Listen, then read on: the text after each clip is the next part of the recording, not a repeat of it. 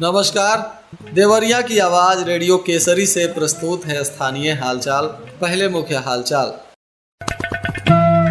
दीवानी न्यायालय में 2 अधिवक्ताओं पर हमला, नाक और सिर पर आई चोट। एसआईआर अभियान की निगरानी करने के लिए कांग्रेस पार्टी ने की बैठक।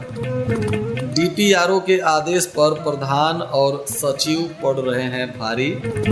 पंचायत चुनाव के लिए जिले में पहुंचा 1 करोड़ 2 लाख मतपत्र। और आईएमए देवरिया की शाखा को मिला पुरस्कार।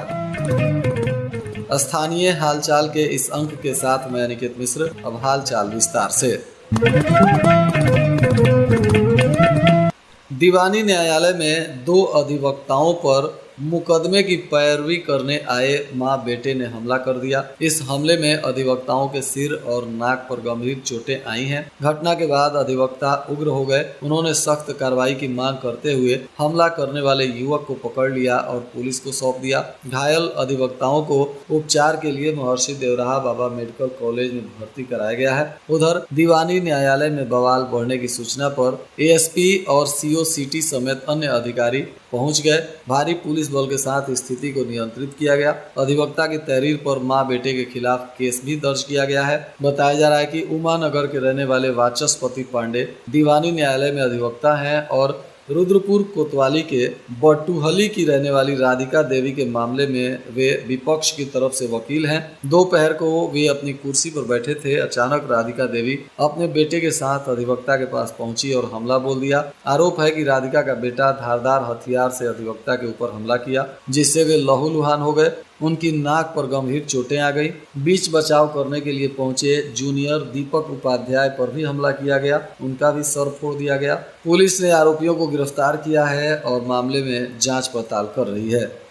जिला कांग्रेस कमेटी की एक बैठक हुई। बताया जा रहा है कि इस बैठक में पार्टी के जिला अध्यक्ष विजय शेखर मल ने पदाधिकारियों और कार्यकर्ताओं के बीच एसआईआर अभियान पर चर्चा की और कहा कि चुनाव आयोग ने एसआईआर में हमारी BLA 2 की महत्वपूर्ण भूमिका निर्धारित की है। फॉर्म 6 और फॉर्म 7 का उपयोग वोटर बढ़ाने और वोटर घटाने में सजगता से करनी होगी। वास्तविक वोटर कटने न पाएं और फर्जी वोटर भाजपा बढ़ाए न, और इसकी निगरानी जरूरी है। इसमें सभी पार्टी के कार्यकर्ता और नेता काम करें।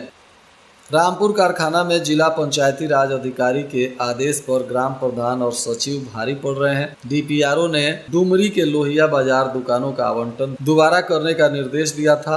1 वर्ष से प्रधान और सचिव आवंटन करने में हीला हवाली कर रहे हैं। एक बार फिर शिकायतकर्ता की मांग पर डीपीआरओ ने आवंटन 1 सप्ताह में करने का निर्देश दिया है। विकास खंड रामपुर कारखाना की ग्राम पंचायत डुमरी में लोहिया बाजार बनाया गया है और इसमें बनी दुकानों के आवंटन में जमकर खेल किया गया था। मानक की अनदेखी को लेकर गांव के ही सलमान अंसारी ने जिलाधिकारी से शिकायत की थी और इसके बाद मामले को संज्ञान में लेकर पुनः आवंटन करने का निर्देश दिया गया था, परंतु 1 वर्षों से आवंटन को लेकर हीला हवाली किया जा रहा है। आगामी त्रिस्तरीय पंचायत चुनाव को देखते हुए तैयारियां चल रही हैं। बताया जा रहा है कि अब जिले में नई दिल्ली से उप कृषि निदेशक सुभाष मौर्य के नेतृत्व में निजी साधन से कुल 1 करोड़ 2 लाख 29,600 मतपत्र जनपद में पहुंच गया है। मतपत्रों को कड़ी सुरक्षा के बीच राजकीय ITI में बने स्ट्रांग रूम में रखा जाएगा। इसको लेकर उप कृषि निदेशक सुभाष मौर्य के नेतृत्व में सुरक्षा कर्मियों के साथ कर्मचारी नई दिल्ली से मतपत्र लाने के लिए रवाना हुए थे और पूरी सुरक्षा के बीच अब मतपत्र पहुंच गया है और इसे सुरक्षित रखा भी गया है। बरेली में IMA उत्तर प्रदेश का वार्षिक उत्सव 29-30 नवंबर को मनाया गया। इसमें पूरे प्रदेश के विभिन्न शाखाओं ने भाग लिया था। इसमें प्रदेश से आए विभिन्न IMA इकाइयों के डॉक्टर्स एवं मेडिकल स्टूडेंट्स के लिए साइंटिफिक प्रेजेंटेशंस के साथ प्रयोगशालाओं का भी आयोजन हुआ। IMA देवरिया ने भी इसमें बढ़ चढ़कर भाग लिया था। समारोह में पूर्व राष्ट्रीय अध्यक्ष डॉक्टर शरद कुमार अग्रवाल सहित तमाम लोग मौजूद थे। बताया जा रहा है कि अब इसमें IMA देवरिया शाखा को भी पुरस्कृत किया गया है। 2024-25 सत्र के कार्यकाल में किसी भी शाखा द्वारा अधिकतम सदस्य बनने पर डॉक्टर RK जलोटा अवार्ड और second best branch Uttar Pradesh में अपने उत्तम कार्यों के लिए IMA देवरिया को यह अवार्ड मिला है। मानव संपदा पोर्टल पर सरकारी अफसरों कर्मचारियों को अपनी चल अचल संपत्ति का ब्यौरा देना अनिवार्य है। मुख्य सचिव ने सभी विभागाध्यक्षों, उनके अधीन अफसरों, कर्मचारियों इत्यादि को ब्यौरा देने के लिए पत्र भेजा है। इसमें 31 जनवरी 2026 तक संपत्ति का ब्यौरा नहीं देने पर आदेश की अवहेलना माना जाएगा। 1 फरवरी से पोर्टल पर ब्यौरा दर्ज नहीं कराने वाले अफसरों कर्मचारियों की पदोन्नति रोक दी जाएगी। भ्रष्टाचार कर आय से अधिक संपत्ति जुटाने वालों का पता लगाने को शासन ने सभी सरकारी अफसरों कर्मचारियों को मानव संपदा पोर्टल पर अपनी चल अचल संपत्ति का ब्यौरा देना अनिवार्य कर दिया है।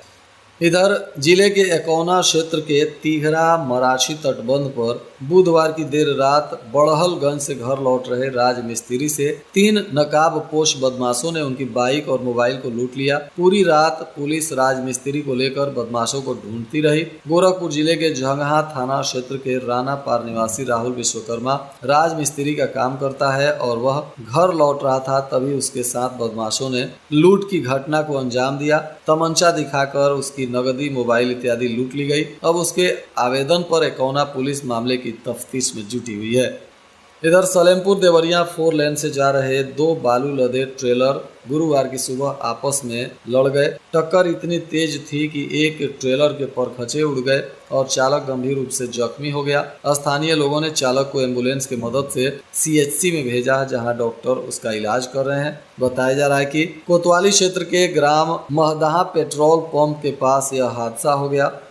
सलेमपुर विकास खंड के ग्राम पंचायत सचिवों ने ऑनलाइन उपस्थिति प्रणाली और अन्य विभागों के कार्य थोपने के विरोध में काला फीता बांधकर प्रदर्शन किया। यह प्रतीकात्मक विरोध गुरुवार को चौथे दिन भी जारी रहा। यह प्रदर्शन ग्राम विकास अधिकारी एसोसिएशन उत्तर प्रदेश और ग्राम पंचायत अधिकारी संघ उत्तर प्रदेश के संयुक्त तत्वाधान में किया गया। सलेमपुर में सचिव संघ के ब्लॉक अध्यक्ष मानवेंद्र शाह के नेतृत्व में सचिवों ने विरोध प्रदर्शन किया। उनका कहना है कि ऑनलाइन उपस्थिति प्रणाली ग्रामीण क्षेत्र की कार्य प्रणाली के अनुकूल नहीं है। उनका तर्क है कि इससे फील्ड वर्क और पंचायत के नियमित कार्यों का प्रतिकूल प्रभाव पड़ेगा। इसके अतिरिक्त अन्य विभागों का कार्य भी जबरन थोपा जाना सचिवों पर अनावश्यक कार्यभार बढ़ा रहा है।